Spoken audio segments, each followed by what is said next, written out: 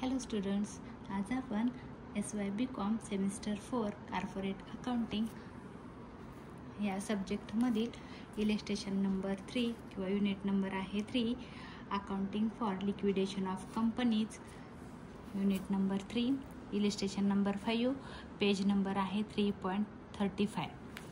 सर्वात प्रथम आपण क्वेश्चन रीड करून घेऊया. क्वेश्चन आहे, Bandal limited Baramati went into liquidation on 31st March 2020. The balance sheet as on that date was as under. एक आपल्याला बॅलन्स शीट दिलेली आहे बांदल लिमिटेड कंपनीची. तिची बॅलन्स शीट आहे मार्च 2020ची. ही आपल्याला लायबिलिटीज दिलेली आहे, ही पेड करायचं आहे. त्याच्यामध्ये 8,000 number of preference share holder आहे. त्यांचा रेट ऑफ इंटरेस्ट 8% आहे. अँड हे प्रेफरन्स शेअर होल्डर ऑफ ₹10 इच. एक शेअर्स 10 रुपयाचा आहे. असा 80,000 रुपये 80,000 रुपीज आपल्याला पेड करायचे आहेत. 12,000 इक्विटी शेअर्स म्हणजे 12,000 हे number of equity share holder आहेत. एक शेअर्स 10 रुपयाचा आहे ऑफ ₹10 इच. अमाऊंट आपल्याला पे करायची आहे, द्यायचं आहे शेअर होल्डरांचं देणं 1,20,000. त्याच्यानंतर आहे 5% debentures secured on floating property आहे 60,000. आता हे लक्षात ठेवा, फ्री होल्ड प्रॉपर्टी आहे ही सेक्युर्ड केलेली आहे, म्हणजे तारण ठेवलेली आहे डिबेंचर होल्डरांना. म्हणजे आपल्याला इथं ॲसेट तारण आहे फ्री होल्ड प्रॉपर्टी, आणि आपण डिबेंचर्स म्हणजे लोन टेकन फ्रॉम म्हणजे जे लोकल असतात, जसं शेअर मार्केट असतं तसं सोशल जे हे आहेत डिबेंचर होल्डर्स म्हणजे आपण समाजाकडून सोसायटीकडून लोन टेकन केलेलं आहे आणि त्यांना आपण तारण ठेवलेलं आहे फ्री होल्ड प्रॉपर्टी. आता ही फ्री होल्ड प्रॉपर्टीला आपण इथं स्टार करून ठेवूया, कारण ही काय आहे, प्रॉपर्टी याला तारण आहे. त्याच्यानंतर आहे इन्कम टॅक्स. इन्कम टॅक्स हे प्रेफरन्शियल क्रेडिटर्स आहेत, कारण हे असं देणं आहे की जे गव्हर्नमेंटचं देणं आहे ते आपल्याला त्याचं जे परत करायचं आहे त्याचा अग्रक्रम आहे, म्हणजे हे प्रेफरन्शियल क्रेडिटर्स आहेत. हे लक्षात ठेवा, कारण हे गव्हर्नमेंटचं देणं आहे, हे आपल्याला अगोदर द्यावं लागेल. नंतर आपण ट्रेड क्रेडिटर्स देऊ, नंतर बँक ओव्हरड्राफ्ट देऊ. हे दोघं पण अनसेक्युर्ड क्रेडिटर्स आहेत, ह्यांना काही तारण नाही आहे. पण इन्कम टॅक्स हे प्रेफरन्शियल क्रेडिटर्स आहेत. त्याच्यानंतर आपल्याकडे आहे फ्री होल्ड प्रॉपर्टी, ही तारण आहे डिबेंचर होल्डरांना, हे लक्षात ठेवायचं आहे. Plant and machinery, stock, cash in hand ही आपली पैसे आहेत, हे आपण रिसिटला घेतो. डेटर्स आहेत, प्रॉफिट अँड लॉसचं आपण मेन्शन कुठेही करत नाही, म्हणून त्याला काय करा, क्रॉसची साईन करून ठेवा. त्याचं पोस्टिंग कुठेही करायचं नाही, त्याचा विचार करायचा नाही. पुढे ॲडिशनल इन्फॉर्मेशनमध्ये दिलंय, the interest on debentures were paid up to 31st March 2019. आता आपण बघायचं आपलं करंट इयर कुठलं आहे, 19 आणि 20. 19ला चालू झालं म्हणजे आपलं जे इयर आहे ते चालू झालं 1 एप्रिलला 2019ला आणि संपलं कधी, 31 मार्च 2020ला आपलं इयर संपलं. म्हणजे इथं इयर संपलं आणि इथं इयर चालू झालेलं होतं. तर त्यांनी सांगितलंय की paid up to 31st March 2019. म्हणजे बघा, ह्याच्या अगोदरचा जो महिना असेल मार्चपर्यंत, म्हणजे ह्याच्या अगोदर असणार आहे 31st March 2019, मार्च एप्रिल आणि मग पूर्ण 1 वर्ष तुमचं चालू झालं असेल. तर इथपर्यंत त्यांनी काय केलेलं आहे, डिबेंचर होल्डरांना पेमेंट केलेलं आहे. तुम्हाला मी परत एकदा दाखवते. बघा, आपलं इयर चालू होतं 1 एप्रिलला, 1 एप्रिल 2019ला. एप्रिल, मे, जून, जुलै, ऑगस्ट, सप्टेंबर, ऑक्टोबर, नोव्हेंबर, डिसेंबर, जानेवारी, फेब्रुवारी आणि मार्च. हिथं आपलं इयर संपतं मार्च 2020. 31st मार्चला आपलं इयर संपतं. बट बघा, हिथं जे पहिलं वर्ष चालू झालं असेल म्हणजे ह्याच्या अगोदरचा महिना कुठला असेल तर 31st मार्च असेल. थांबा, हे कट करते. इथं बघा 31st मार्च 2019 असेल. 31st मार्च 2019, मार्च, एप्रिल, मे, जून, जुलै, ऑगस्ट, सप्टेंबर, ऑक्टोबर, नोव्हेंबर, डिसेंबर, जानेवारी, फेब्रुवारी, मार्च.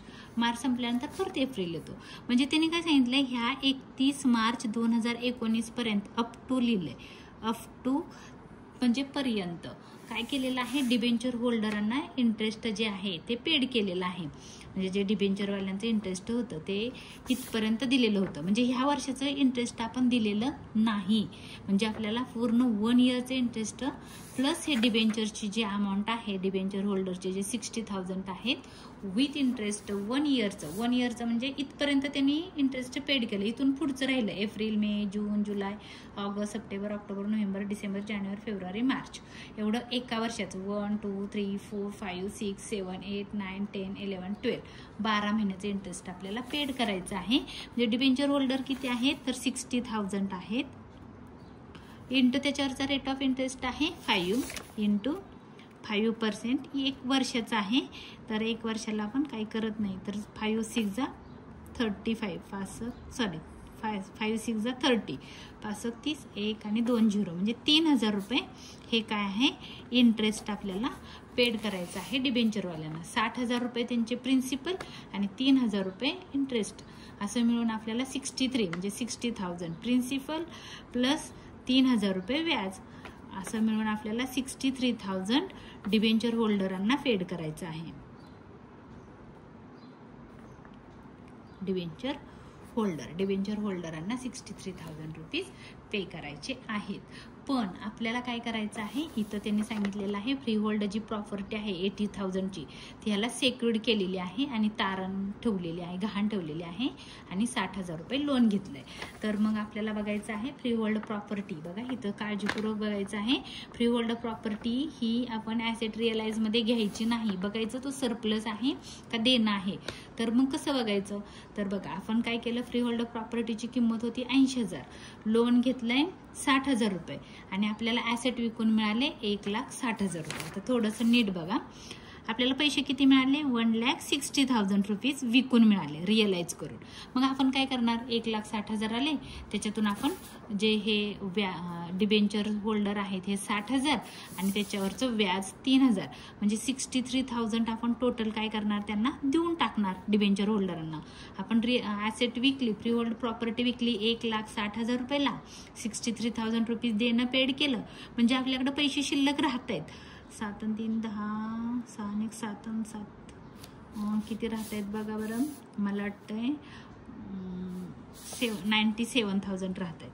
97,000 हा सरप्लस आहे.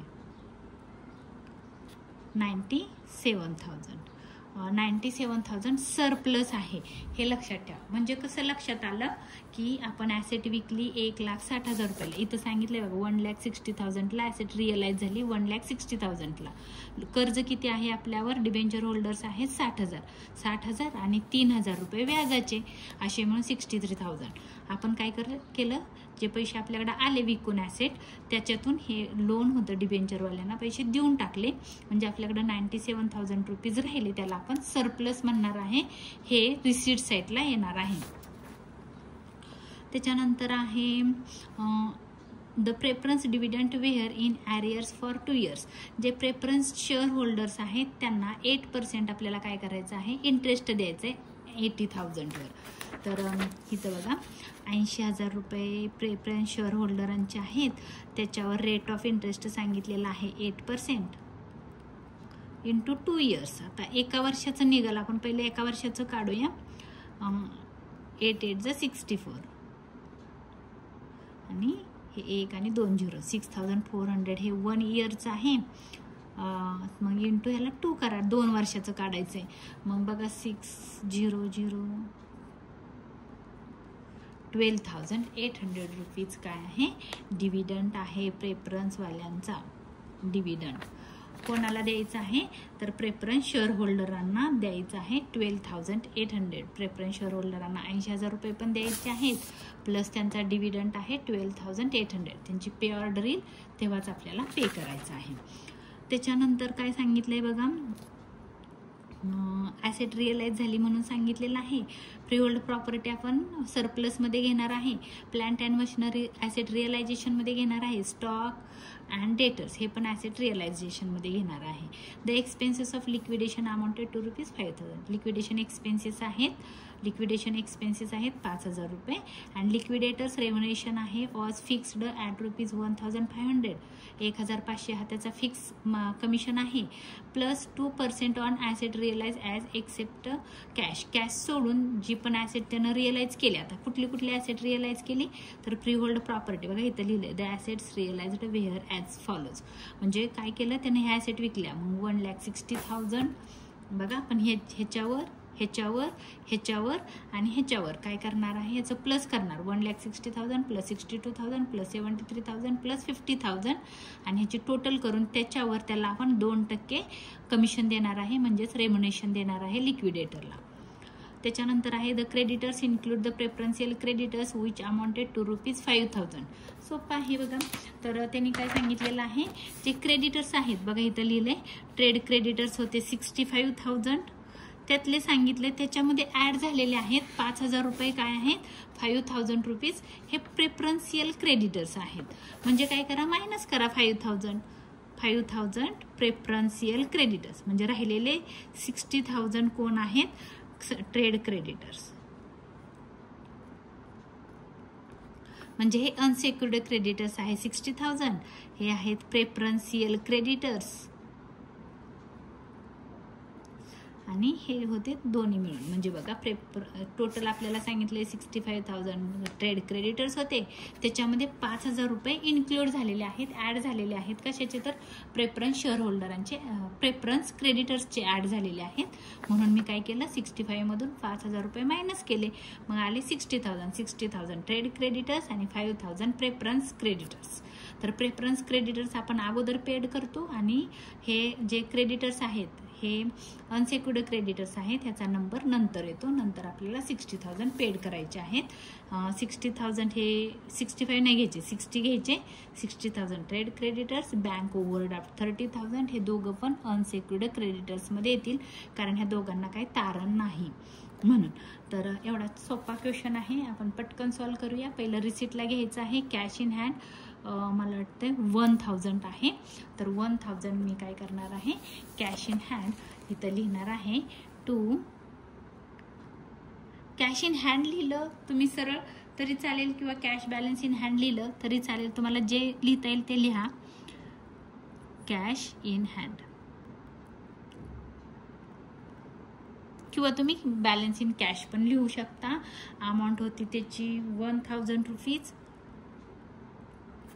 आणि विकत नाही आपण कॅश, म्हणून आपण ती अमाऊंट ॲज इट इज ठेवतो. त्याच्यानंतर बघायचं आहे ॲसेट, फक्त फ्री होल्ड प्रॉपर्टी ॲसेट रिअलायझेशनमध्ये घ्यायची नाही. तर plant and machinery, stock and debtors. रिसिप्टला येणार आहे फ्री होल्ड प्रॉपर्टी, पण ते सरप्लसमध्ये येणार आहे, म्हणून इथं लिहा to asset realise. Asset realise त्याच्यामध्ये काय काय रिअलाइज केलेलं आहे बघा. फ्री होल्ड प्रॉपर्टी सोडा, plant and machinery, stock and debtors. इथं मी लिहून घेते plant and machinery,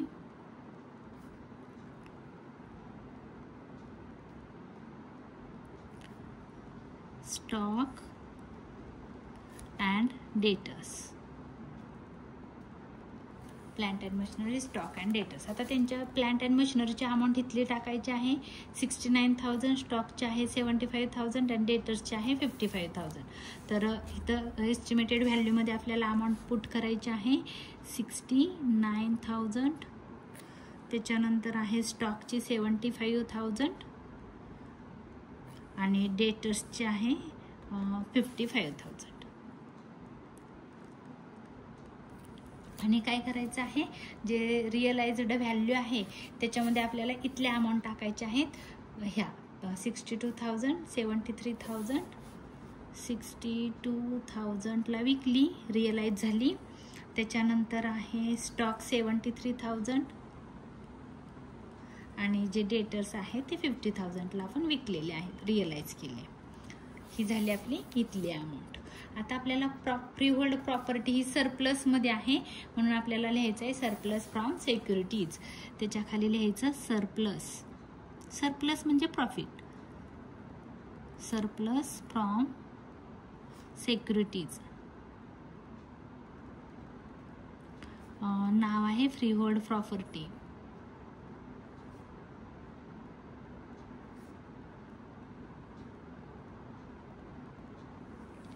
free hold property, free hold प्रॉपर्टीची अमाऊंट बघायची आहे.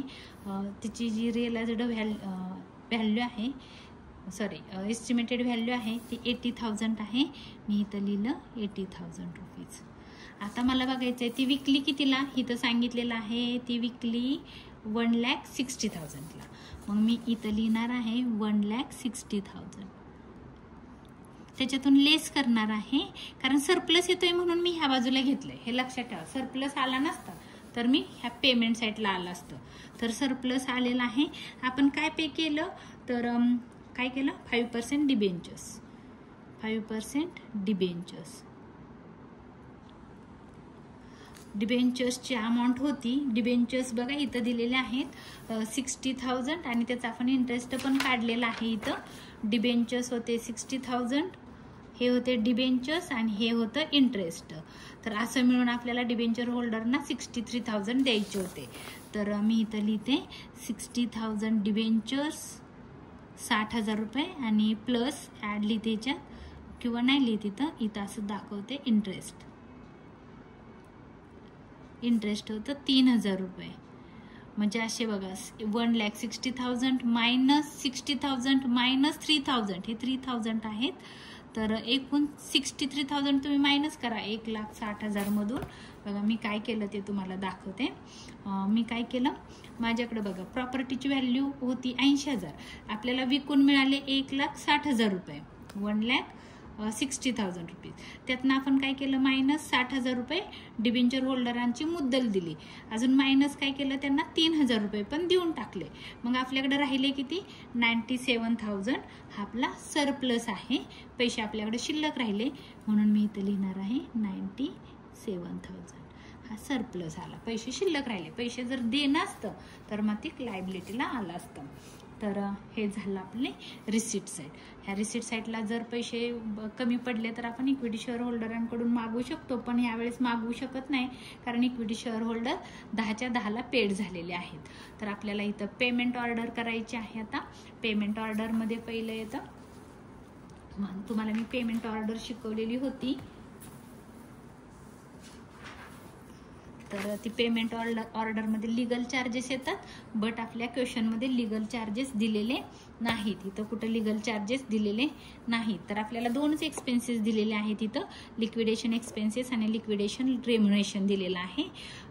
त्याच्या व्यतिरिक्त काही आपल्याला, आणि मला वाटते त्याचा फिक्स्ड रेम्युनरेशन आहे 1,500 आणि 2% द्यायचे आहेत ॲसेट रिअलाइज्डवर आणि लिक्विडेशन एक्सपेन्सेस. दोनच एक्सपेन्सेस आपल्याला ह्याच्यामध्ये ॲडिशनल इन्फॉर्मेशनमध्ये दिलेत, एक लिक्विडेशन एक्सपेन्सेस आणि दुसरं आहे लिक्विडेटर रेम्युनरेशन. आणि मग आपल्याला इकडची पे ऑर्डर करायची आहे. आता डेटर्स पेड झाले, कारण डेटर्सवाल्यांना आपण काय केलं, पेड करूनच आपल्याकडे 97,000 रुपीज राहिलेत. हे आपण इथं रिसीटला घेतलेलं आहे, त्यामुळे डिबेंचर्स परत घेऊ नका, डिबेंचर्स पेड झाले. आता काय काय पेड करायचं आहे आपल्याला बघा. पहिलं आपण देणार रेम्युनरेशन, त्याच्यानंतर देणार एक्सपेन्सेस, त्याच्यानंतर देणार प्रेफरन्शियल क्रेडिटर्स. प्रेफरन्शियल क्रेडिटर्समध्ये हे 5,000 रुपीज प्रेफरन्शियल क्रेडिटर्स आणि इन्कम टॅक्स हे दोन्ही मिळून आपण एक प्रेफरन्शियल क्रेडिटर्सना पेड करणार. नंतर डिबेंचर होल्डरचा नंबर येतो, बट डिबेंचर होल्डर पेड झालेले आहेत. इथं आपण पेड केलं, परत पेड करू नका, डिबेंचर होल्डरांचा नंबर कट होईल. त्याच्यानंतर अनसेक्युर्ड क्रेडिटर्स येतील, ट्रेड क्रेडिटर्स आणि बँक ओव्हरड्राफ्ट, दोघं जण पेड होतील. त्याच्यानंतर येईल प्रेफरन्स शेअर होल्डर, त्यांना आपण 80,000 आणि प्लस त्यांचा जो रेट ऑफ इंटरेस्ट आहे तो आपल्याला इथं सांगितलेलं होतं की 2 वर्षाचा डिव्हिडंड द्यायचा होता, तो आपण देणार आहोत. त्याच्यानंतर इक्विटी शेअर होल्डरांचा नंबर येईल. तर आपण पे ऑर्डरनुसार, ह्या पे ऑर्डरनुसार देणार आहोत. फक्त आज डिबेंचर होल्डर येणार नाहीत, कारण ते ऑलरेडी आपण पे केलेले आहेत. तर आपण सुरुवात करूया आन्सरला. सर्वात प्रथम आपण लिहिणार आहोत लिक्विडेटर्स रेम्युनरेशन बाय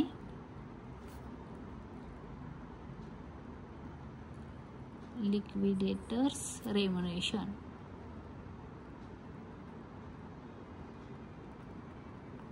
त्याच्यामध्ये एक येईल फिक्स्ड आहे, फिक्स्ड रेम्युनरेशन आहे त्याचा 1500 क्वेश्चनमध्ये दिलेला आहे, फिक्स्ड आहे 1500. इथं बघा क्वेश्चनमध्ये सांगितलेलं आहे 1500 त्याचा फिक्स आहे, 2% ऑन ऑल ॲसेट्स रिअलाइज्ड. तर इथं लिहायचं आहे 2% on asset realise, assets realised. आता त्याची टोटल करायची आहे ॲसेटची. आता ॲसेटची टोटल करताना लक्षात ठेवायचं आहे की तुम्ही इथून टोटल करायचे आहे. फ्री होल्ड प्रॉपर्टी मी इथं दाखवते 1,60,000 आणि त्याच्यानंतर आहे प्लांट अँड मशिनरी 62,000, त्याच्यानंतर आहे स्टॉक 73,000, त्याच्यानंतर आहे 50,000 डेटर्स, म्हणजे आलं 3,45,000. किती अमाऊंट आली? 3,45,000 वर 2%. मी तर लिहिते अगोदर, परत विसरून जाईन किती टोटल झाली ते.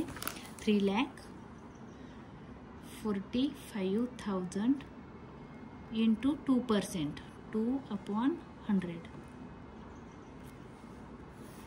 इंटू 2%, 6,900. 6,900. त्याच्यानंतर आपल्याला सांगितलेलं आहे एवढंच आहे रेव्हेन्यूशन 1500 2% द्यायचं आहे all asset realise except cash.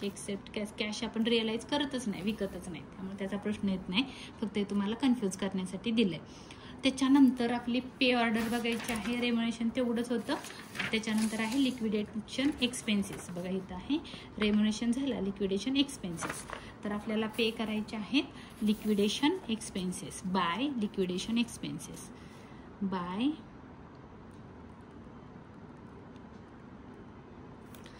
Liquidation. बघा कधी कधी आहे ना लिक्विडेशन हे पण सांगतात डिझोल्युशन एक्सपेन्सेस, तर आपल्याला लिहायचं आहे लिक्विडेशन एक्सपेन्सेस. लिक्विडेशन एक्सपेन्सेस आपल्याला दिलेले आहे तिथं 5,000 रुपीज. आपण इथं आउटर थांबा ह्याची टोटल करून बाहेर काढायची राहिली. 9 5 14 4 हजार 1 6 7 1 8 8,400. लिक्विडेशन एक्सपेन्सेस आहेत 5,000 रुपीज. लिक्विडेशन एक्सपेन्सेस आहेत 5,000 रुपीज. कुठे गेलं इथं. तर एवढेच होतं रेव्हेन्यूशन आणि एक्सपेन्सेस. आता बाकीचं आपल्याला इथून पेड करायचं आहे. तर त्याच्यानंतर येतं प्रेफरन्शियल क्रेडिटर्स. त्याच्यानंतर येईल बाय आपली पे ऑर्डर बघायची आहे. तर तुम्हाला मी दाखवली, सारखं दाखवायला पण नको, हे पाठ करायचं आहे. तर प्रेफरन्शियल क्रेडिटर्स, तर प्रेफरन्शियल क्रेडिटर्स. आता तुम्हाला इथं विचार करायचा आहे प्रेफरन्शियल क्रेडिटर्समध्ये हे 5,000 रुपीज पण आहेत. बघा इथं लिहिले preferential creditors which amount to ₹5,000. म्हणजे त्याची अमाऊंट किती आहे प्रेफरन्शियलची, ती इन्क्लूड झालेली आहे क्रेडिटर्समधून. म्हणजे आपण काय केलं क्रेडिटर्समधून मायनस केलेलं होतं. मला वाटतं मी इथं दाखवलं होतं कुठंतरी 65,000 टोटल क्रेडिटर्स होते. त्यातून प्रेफरन्शियल क्रेडिटर्स 5,000 होते आणि 60,000 हे अनसेक्युर्ड क्रेडिटर्स म्हणजेच ट्रेड क्रेडिटर्स आहेत. तर हे 5,000 प्रेफरन्शियल क्रेडिटर्स आणि जो इन्कम टॅक्स आहे 4,000 तो पण अग्राहकाचाच देणं असतं, पहिला क्रमांक असतो त्याचा, म्हणून आपण इथं लिहू इन्कम टॅक्स 4,000 आणि दुसरा नंबर आहे प्रेफरन्स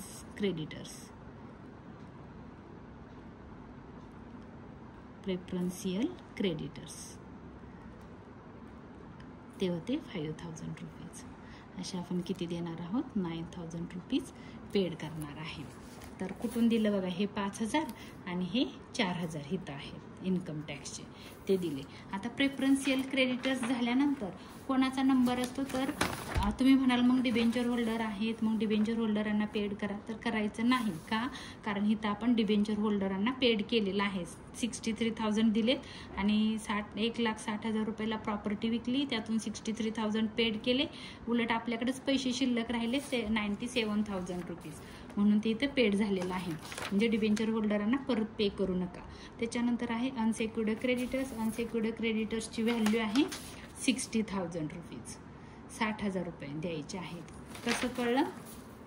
65 द्यायचे होते, त्याच्यामध्ये 5,000 रुपये कोणाचे होते? प्रेफरन्सवाल्यांचे होते, त्यांचे 5,000 दिले, राहिले किती? 60,000 रुपये.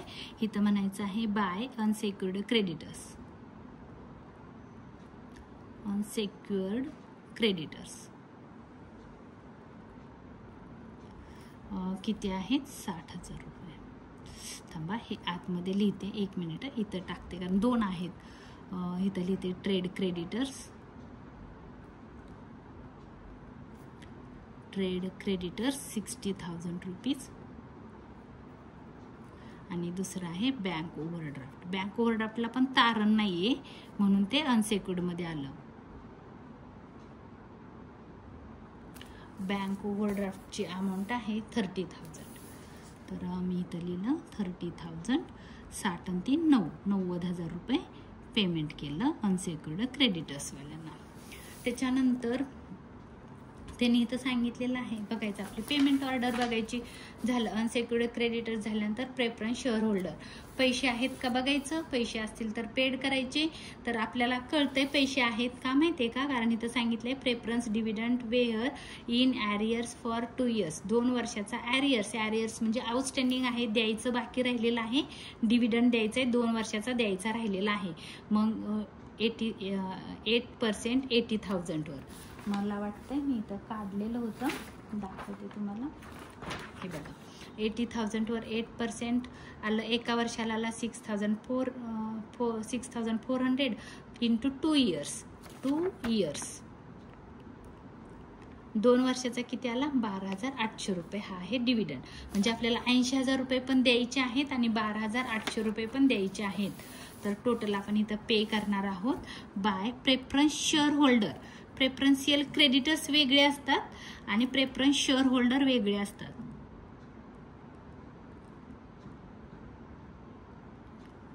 प्रेफरन्स मला वाटतं काय आहे? Preference share holder.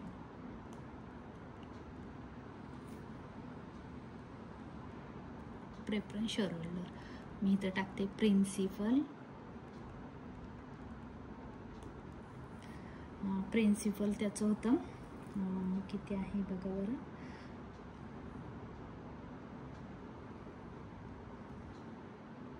₹80,000.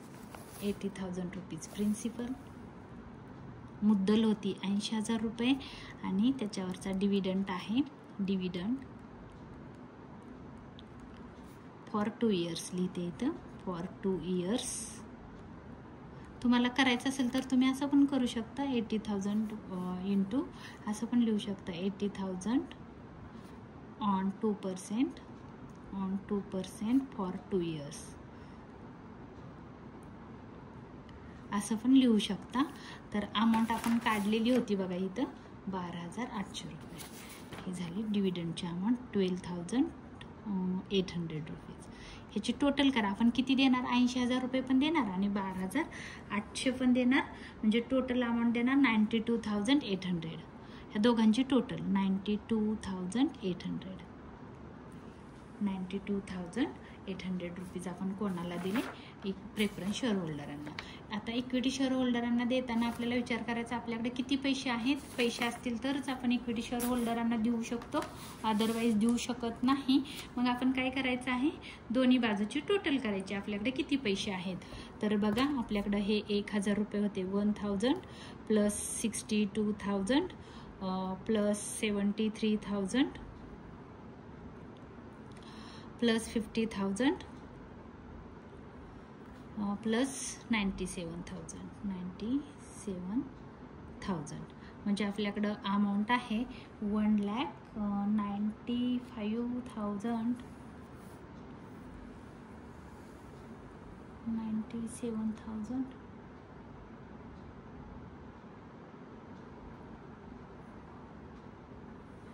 एक मिनिट, काय चुकलं परत एकदा ते. 1,000 62,000 73,000 50,000 97,000 काहीतरी गडबड झाली, एकदा परत बघते. 1,000 प्लस 62,000 प्लस 73,000 बघा, एखादा झिरो राहू शकतो, प्लस 50,000 प्लस 97,000. आता आलं बरोबर. 2,83,000 ची झाली टोटल. 2,83,000 म्हणजे आपल्याकडे किती पैसे शिल्लक आहेत, तर 2 लाख म्हणजे आपल्याकडे ॲसेट विकून आले 2,83,000. मग आपण पेमेंट किती केलं ते बघायचं.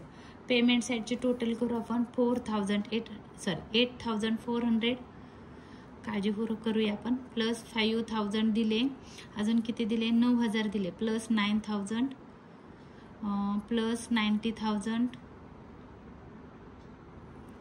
प्लस 92,800 92,800. तर टोटल दिले आपण 2,05,000. इथं करून दाखवते. आपल्याकडे रिसिप्टची टोटल झाली 2,83,000. 2,83,000 ही रिसिप्टची टोटल आहे.